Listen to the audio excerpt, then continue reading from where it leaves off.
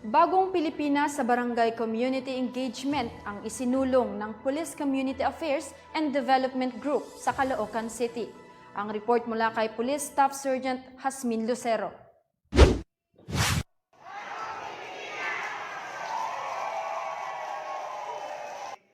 Mahigit 500 residente ng Barangay 12, Caloocan City ang nahandugan ng serbisyo mula sa Philippine National Police at iba pang sektor ng pamahalaan na nagsagawa ng Community Outreach Program nito lamang February 25, taong kasalukuyan, araw ng Linggo. Ang programa na may pamagat na Bagong Pilipinas sa Barangay Community Engagement na pinangunahan ng Police Community Affairs and Development Group. Sa pamumuno ni Police Brigadier General Restituto B. Arcangel, katuwang ang Caloocan City Police Station, Northern Police District, at ng mga accredited non-governmental organization partners o stakeholders gaya ng Bantay Bayan Foundation, Anti-Narcotics International Assistance Group, Men in Uniform and Civilian Coalition, Anti-Crime and Community Emergency Response Team, at Public Assistance for Rescue Disaster and Support Services Foundation International Incorporated. Karoon po tayo ng Bagong Pilipinas Community Outreach Program dito po sa Barangay 12, Caloocan City. At ito po ay biniyayaan ng ating mga kababayan, lalo po yung ating mga PWDs, dahil andito po yung mga partner agencies natin na nagbibigay po ng serbisyo. At sabi nga natin na yung Community Outreach Program ay dapat lang na itong mga partner agencies natin ay andito na po sa mga barangay para ipagkaloob ang mga benepisyo na dapat lang tanggapin ng ating mga kababayan. Sa ngayon po, ginagana po ang isang medical mission. Meron po tayo mga libreng gamot and meron din po tayo mga lectures. Ang lectures po natin ay kasama po dito ang anti-criminality, ang anti-terrorism, ang anti-rape law.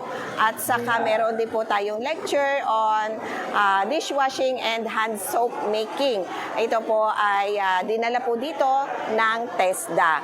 Namahagi din ang PNP ng mga food packs para sa mga benepisyaryo at laruan naman para sa mga batang dumalo.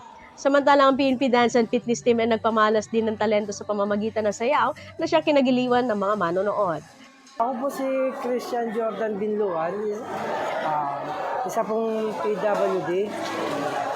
Nagpapasalamat po ako sa katulad ng programa po sa Bagong Pilipinas.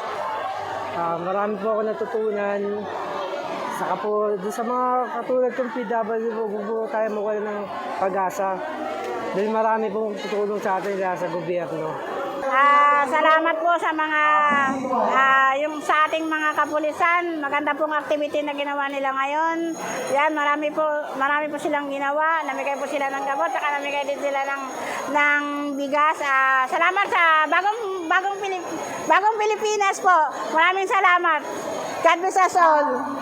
Ang mga serbisyong inaalay sa ating kababayan ay isa lamang pagpapatunay na ang pambansang pulisya at iba pang ahensya ay hindi lamang maaasahan sa pagpapanatili ng kaayusan at kapayapaan, kundi pati na rin sa ibang aspeto na nagtataguyod ng pagmamalasakit at pagkakaisa. Mula dito sa Caloocan City, ako ang inyong PNN correspondent, Police Staff Sergeant Jasmine Lucero. Alagad ng batas, tagataguyod ng Balitang Pulis. Maraming salamat, Staff Sergeant Lucero.